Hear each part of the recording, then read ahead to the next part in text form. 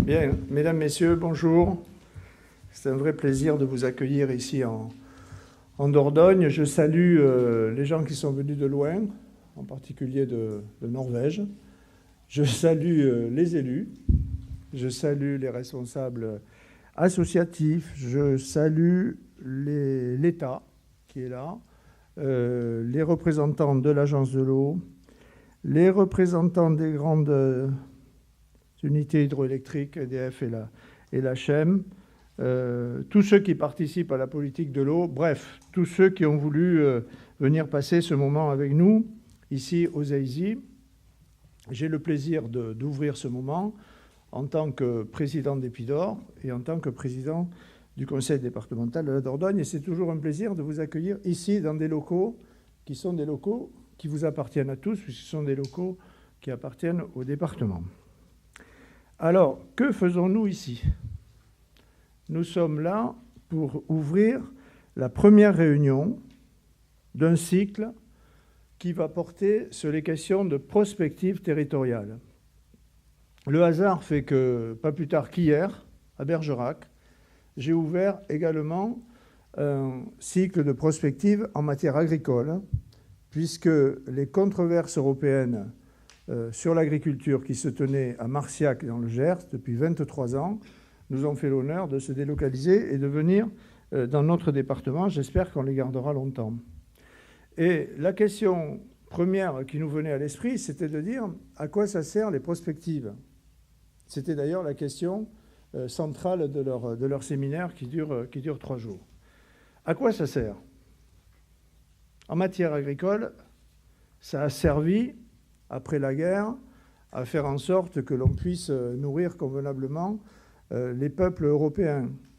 Ce n'est pas le hasard si les Européens d'abord se sont mis d'accord sur une politique du charbon et de l'acier, mais ensuite de l'agriculture. Et on ne peut pas dire que les choses n'aient pas fonctionné, puisque aujourd'hui, on a réussi à combler les vides et à faire en sorte que, du moins sur le continent européen, eh bien, on puisse nourrir convenablement, en quantité et en qualité, l'ensemble des habitants. Mais est-ce que les prospectives avaient prévu que ce travail, cette mutation de l'agriculture qui est passée de l'autarcie à l'agriculture de production, allait être accompagnée par ce que je considère comme des catastrophes, une catastrophe sociale, avec l'exode du monde rural qui a été terrifiant et qui continue.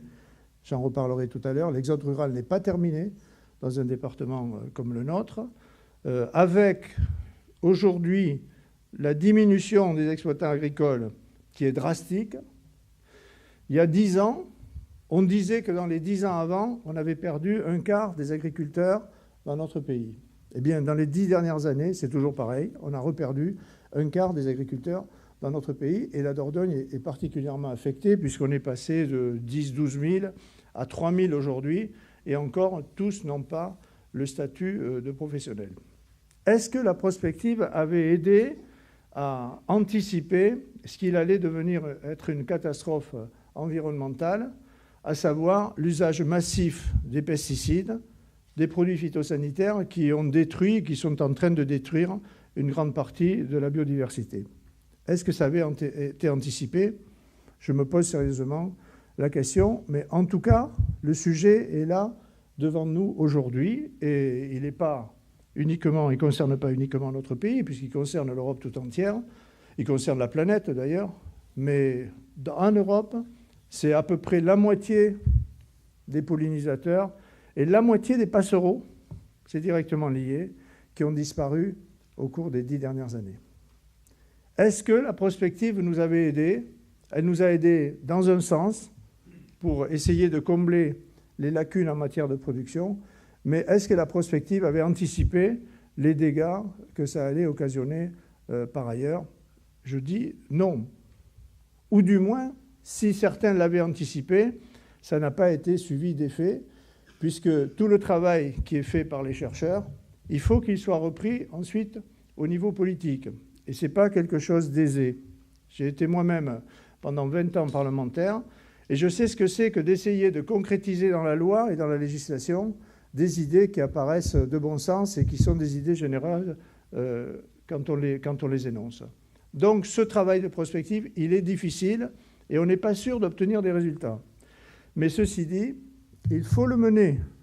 Il faut le mener et il faut essayer d'essayer d'anticiper l'avenir. Et c'est le cas des travaux que vous allez mener ici sur le bassin de la Dordogne. C'est d'ailleurs ce que j'essaie de faire au niveau de notre département aussi, puisqu'il y a déjà 3 ans, dans la dernière consultation électorale, mon projet est porté sur la Dordogne de 2050. Que serons-nous en 2050? Ça peut paraître très loin, 2050. En vérité, c'est très court. C'est très court, puisque ça fait une 30aine d'années. Je vous vois tous, la plupart d'entre vous n'étaient pas nés il y a 30 ans. Bon, quelques-uns si quand même, il faut être honnête. Mais vous aviez, il y a 30 ans, qu'est-ce que c'est? C'est la moitié d'une vie, c'est un tiers d'une vie, si on a beaucoup de chance. Mais quand on se retourne, on voit bien que 30 ans, c'est rien. Et ce travail, il faut le mener pour essayer d'anticiper. Et c'est ce que nous avons essayé de faire il y a quasiment 30 ans, au début des années 90, quand nous avons créé Epidor. À quelques-uns, dont le directeur Guy Pustelnik qui est là.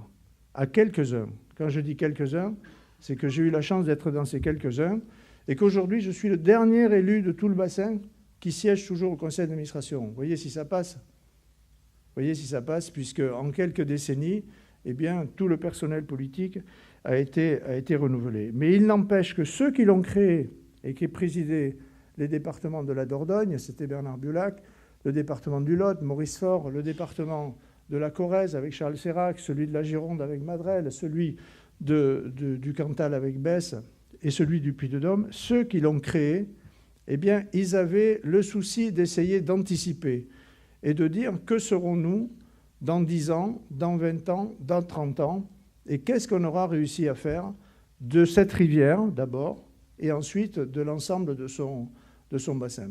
Et ce travail de réflexion et de prospective, il n'a jamais cessé au sein de l'établissement public interdépartemental que j'ai l'honneur de présider. Et à intervalles réguliers, on a essayé de se réinterroger d'une façon formelle, organisée, sur l'avenir de cette vallée, l'avenir qui avait été fixé par la charte de la vallée d'Ordogne, vous le savez, où à Bergerac, lors d'un sommet en 92, on avait réussi à mettre autour de la table toutes les personnes concernées par l'avenir de la vallée, mais on avait surtout réussi à faire en sorte que des consensus se dégagent. Et je t'appelle, Guy, pour savoir si c'est 366 ou 342, je me trompe toujours. 300 ? C'est ce que je vous disais. 375 consensus ont été dégagés et ça a fondé, non pas notre Bible, parce que la religion n'a rien à voir là-dedans, mais ça a fondé notre charte, notre guide, à savoir qu'est-ce qu'on voulait pour cette vallée et comment on allait essayer de le mener à bien dans les années futures. Ce qu'on voulait, c'était quoi?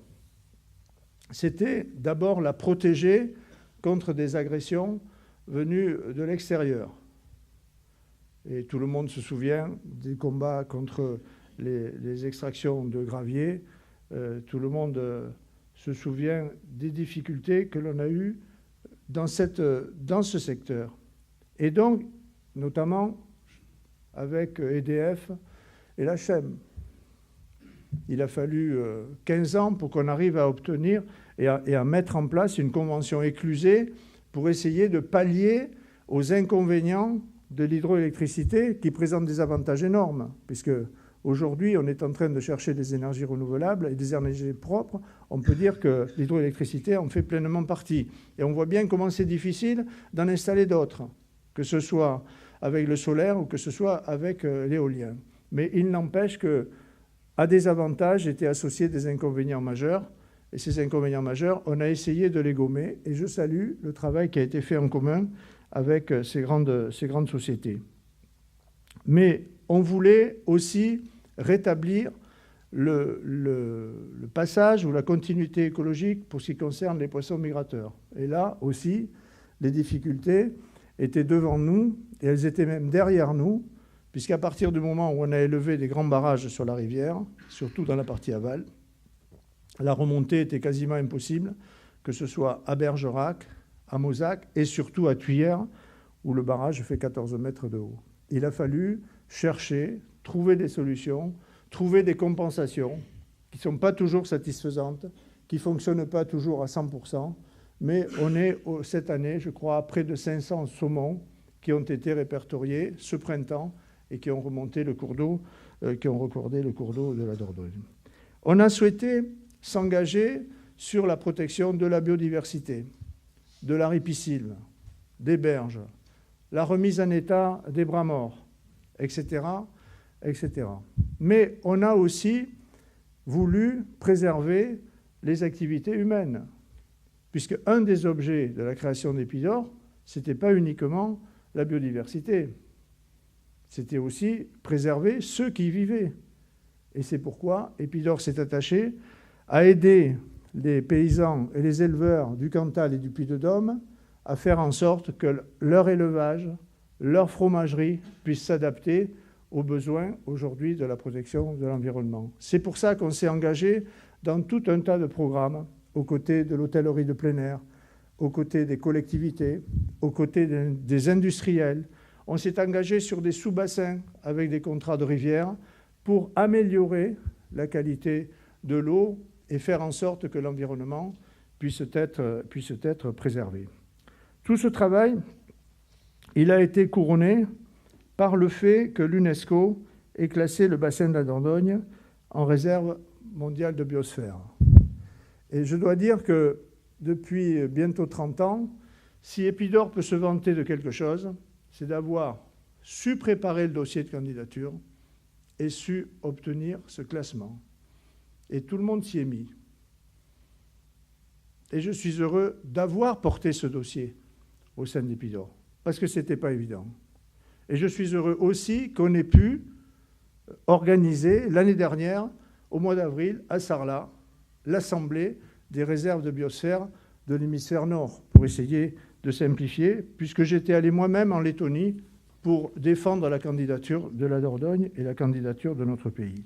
Donc aujourd'hui, si l'on peut se réjouir d'avoir obtenu ce label, ce n'est pas pour autant qu'il faut s'asseoir sur nos lauriers. C'est une récompense, mais c'est aussi une exigence. C'est aussi l'exigence de continuer le travail entrepris parce qu'il y a toujours et toujours à faire. Et c'est pourquoi, pas plus tard que lundi, avant-hier, j'ai engagé une nouvelle opération Dordogne rivière propre dans notre département, où le département a pris l'initiative, au-delà des contrôles que fait l'État à travers l'ARS, le département a pris l'initiative de contrôler des points particulièrement sensibles où la qualité bactériologique de l'eau n'est pas respectée. L'an passé, nous avions contrôlé 18 points. Et en vérité, on contrôlait des points en amont des stations d'épuration, juste à la sortie des stations d'épuration, et en aval des stations d'épuration. Et on l'a fait sur les axes qui sont le plus fréquentés par les activités nautiques. Je pense à la Dordogne, la Vézère, l'Île, la Dronne et l'Auvézère. Cette année, on va recommencer sur ces 18 points. Parce qu'il faut, pendant 4 mois, on fait 2 prélèvements par mois, il faut arriver à essayer d'avoir des résultats plus précis, même si on avait déjà des grandes tendances. Mais cette année, on va doubler les contrôles, puisqu'on va contrôler, en plus, 18 haltes nautiques qui sont réparties sur les axes que je viens de citer. Ce qu'on en a appris la première année ne vous étonnera pas. On a appris, globalement, que c'était les agglomérations et les gros bourgs qui posaient problème. Ce n'est pas étonnant. Les grosses pollutions industrielles, elles ont été réglées en grande partie sur le bassin.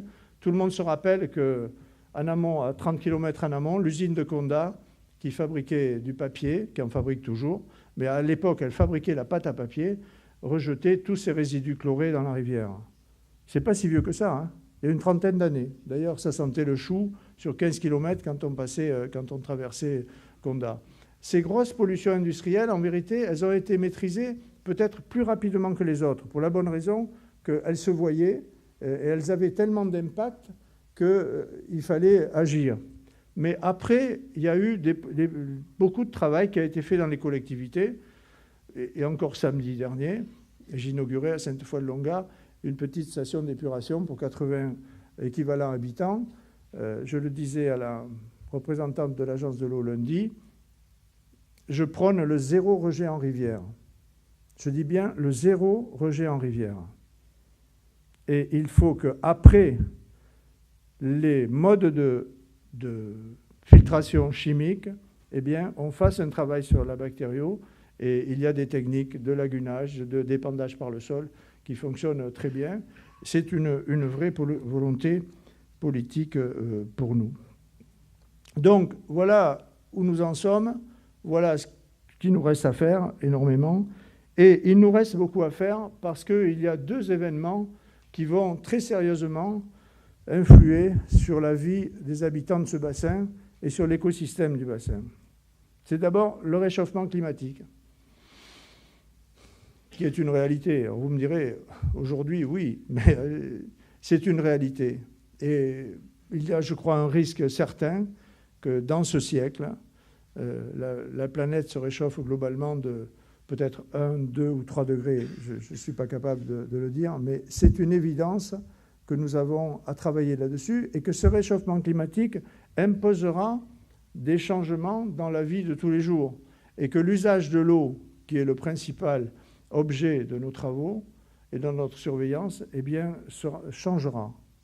Et je crois que nous serons appelés les uns et les autres à être plus économes à nous que nous le sommes. Et on cite souvent les agriculteurs. On a la chance, avec le revers de la médaille, c'est aussi une malchance, que dans ce bassin,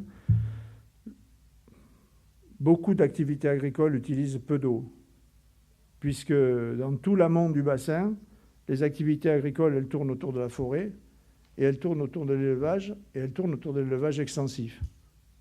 Et les besoins sont faibles par rapport à d'autres départements qui sont nos départements voisins, et ils sont faibles par rapport au département de Charente ou de Poitou-Charentes. On a l'avantage dans ce département d'être boisé à 43%. Et on a des millions d'hectares de prairies qui sont maintenus tant qu'on maintiendra l'activité de l'élevage et tant que l'activité de l'élevage pourra survivre et arriver à nourrir les paysans.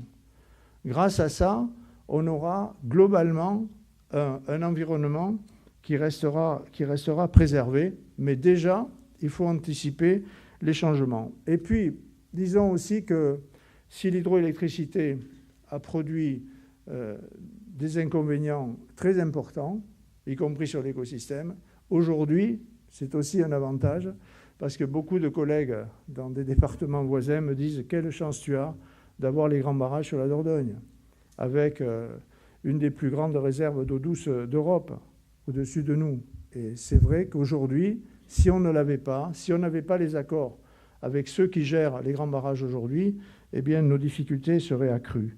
La deuxième évolution, elle est démographique. Et nous avons aujourd'hui affaire au niveau national à un mouvement qui paraît totalement inarrêtable et qui est le fait que, je vous le disais il y a un instant, l'exode rural n'est pas fini et que l'agglomération autour des agglomérations continue sans fin. Et je ne sais pas, honnêtement, je n'ai pas de solution. Je ne sais pas comment on peut empêcher les gens de vouloir aller habiter autour de Montpellier, autour de Toulouse ou autour de Bordeaux. Je ne sais pas comment on peut faire, j'en sais rien. Mais je poserai la question au président de la République jeudi, puisqu'il vient dans notre département, et que j'aurai l'occasion de dîner avec lui, avec quelques élus mercredi soir. Je crois qu'un des défis majeurs de notre pays aujourd'hui, c'est retrouver une vraie politique d'aménagement du territoire. Et on est en train de refaire avec les métropoles ce qu'on a fait avec la région parisienne. Et une partie de la technostructure considère que si on peut faire vivre notre pays en aménageant seulement une vingtaine de métropoles. Eh bien, moi, je pense que c'est une erreur qui sera tragique. Parce que ce que nous avons fait autour de la région parisienne, on est en train de le refaire autour de Bordeaux. Avec tous les jours, des gens qui vous disent « moi j'ai passé demi-heure, 40 minutes, 45 minutes sur la rocade ». Et qui va arrêter les camions? Qui va faire en sorte que le transport ne se fasse plus?